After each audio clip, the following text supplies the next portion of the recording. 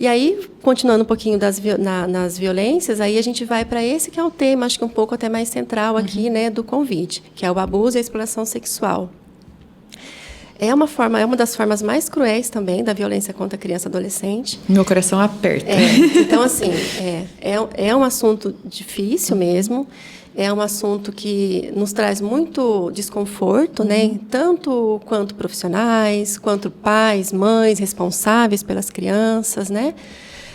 Porque é um assunto difícil e carregado de tabus. Né? Sim. Então, como é que eu falo de sexualidade, né? Como é que eu falo de autocuidado, né? Como é que eu chego nesse ponto, né?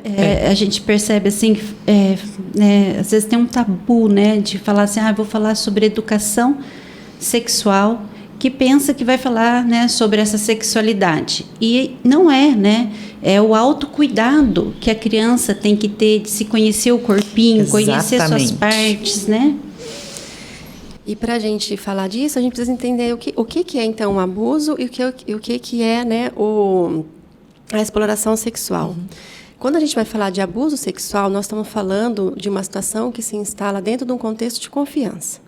Né? Então, o abusador, né, segundo as pesquisas e os dados do CREAS também, né, cooperam com isso, ela é uma forma de violência que se instala a partir de uma relação de confiança, em que a criança confia naquela pessoa, né? E a pessoa com perfil abusador, ela tende a cativar, a estabelecer uma relação ali, muitas vezes permeada por um pacto de silêncio. Olha, é uma coisa nossa, é bom, é porque eu amo, é porque eu cuido, né? E a criança não tem o discernimento disso. Ela fica confusa com esse sentimento, porque ao mesmo tempo essa pessoa, né, demonstra afeto, demonstra cuidado, atenção a ela. Então, ela não tem a consciência ainda para conseguir distinguir que esse afeto está sendo prejudicial a ela, né? E ela vai ter noção disso depois, porque isso a gente percebe muito quando ela traz esses relatos, né? Que ela traz depois. Porque depois que ela consegue ter uma identificação, né?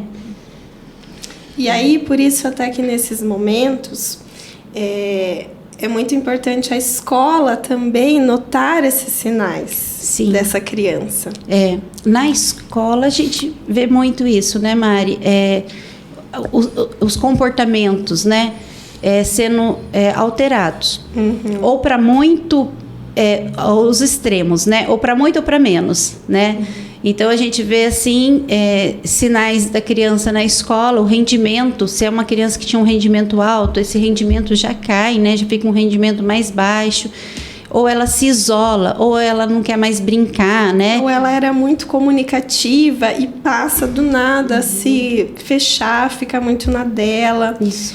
E aí assim a gente tem que é nosso dever, né, como profissionais, tanto na escola, como sociais, sujeitos sociais, né, estar ali e interpretar essas nuances que as crianças nos dão.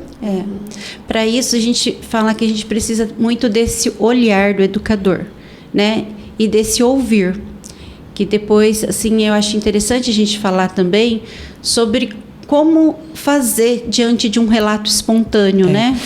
Só para complementar que a gente estava falando dos sinais, né, tanto na escola quanto no convívio, para ficarmos atentos às nossas crianças, né, que vocês duas citaram, Su, e em casa, os pais, você tem isso, né, com muito mais experiência para trazer, como que a gente pode falar com esses pais, os sinais para estar atentos a essas crianças? É super importante também esse ponto.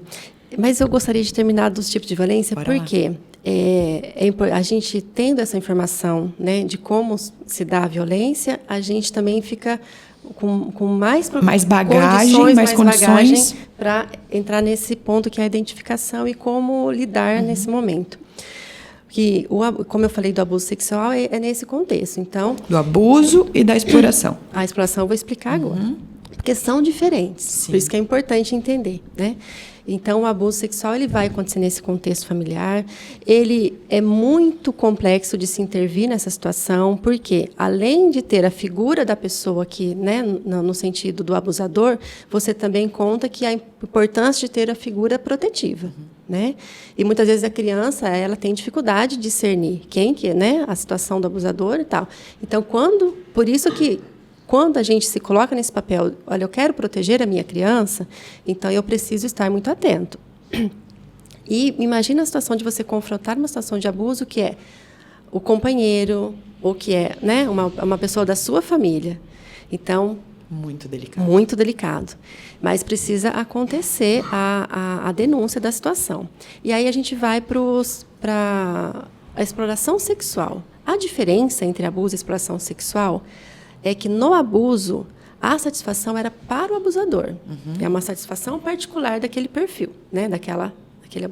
Na exploração sexual ela tem um fim, que é o fim comercial, o fim do lucro, visa, né? Então a criança e o adolescente é utilizado por diversos meios, sejam fotos, vídeos, exposição ao conteúdo, ter, né, ter a si mesmo utilizado para a produção de material.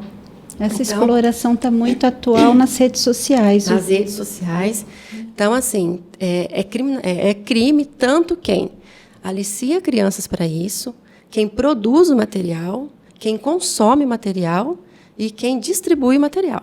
Né? Então, isso precisa ficar muito enfatizado. Né? Então, e essas são denúncias que costumam chegar menos, o que é mais triste.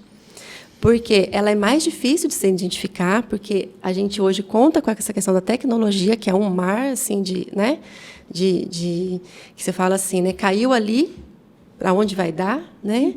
Então, quando se identifica isso, a família, nesse sentido, tem mais força para, mais de imediato, poder fazer a denúncia. Porque é um agente externo. Né? Mas é importante que a gente reconheça isso, fique atento. Isso. Porque hoje a criança precisa de orientação, precisa de um regramento para acesso à tecnologia, conteúdos, aonde acessa. Então, é importante que a gente tenha precisa ser disso. Supervisionado. Porque dar na mão da criança algo que ela pode ter acesso a diversas situações, a diversos vídeos. Inclusive, tem muitos jogos que tem muitas crianças até que acessam esses jogos, que dão essa oportunidade para a criança de ver relações sexuais acontecendo dentro desses jogos. Chats, né? Que a gente também está falando de conversas dentro desses jogos. Para os pais estarem atentos. É o que a Mari falou. Acho que essa é a palavra que mais me traz. É supervisionar. É que às vezes a gente tem preocupação da criança, né? Num ambiente externo, numa praça, né? A gente fala, nossa, eu preciso estar junto, eu preciso estar lá. A gente quer cuidar dessa criança quando ela está fora do nosso ambiente familiar. Só que hoje em dia a gente tem que entender que esse ambiente extra-familiar, ele está dentro da nossa casa através das mídias, das redes sociais. Então, você está deixando a sua criança como você deixasse ela numa praça, vulnerável, né? E a gente tem que entender que esse perfil de explorador, o que ele se faz passar, muitas vezes, por uma outra criança, né? Então, a criança fica enlubridiada, não sabe distinguir, né? Su, você quer fechar a questão das violências. Então, fechando a questão da violência, o abuso sexual, a exploração sexual acontece no ambiente intrafamiliar e no ambiente também da tecnologia, né? No ambiente virtual. E o que é mais grave, além da criança já sofrer a violência por conta da exposição, né, da sua exposição, muitas vezes ocorre ainda a questão das chantagens, né? Olha, se você não me mandar mais uma foto, eu vou contar para a sua família, eu vou divulgar a sua foto, né? Então... E ameaçar também essa família, né? Eu vou matar sua mãe, eu vou matar o seu pai, se você não me der essas fotos. Exatamente. Então, isso torna tudo muito mais grave, tudo mais, né, tudo muito mais cruel. O que também acontece com a violência intrafamiliar, porque o abusador, quando se vê ameaçado também de ter aquilo ali, né, que vira à tona, ele também lança a mão disso,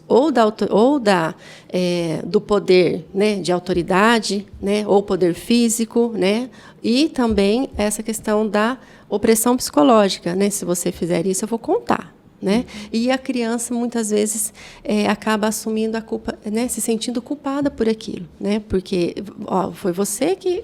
Né? Você que se expôs, você que ficou assim na minha frente. Você que quis, né? Então, não existe, isso é importante deixar claro, não existe consenso.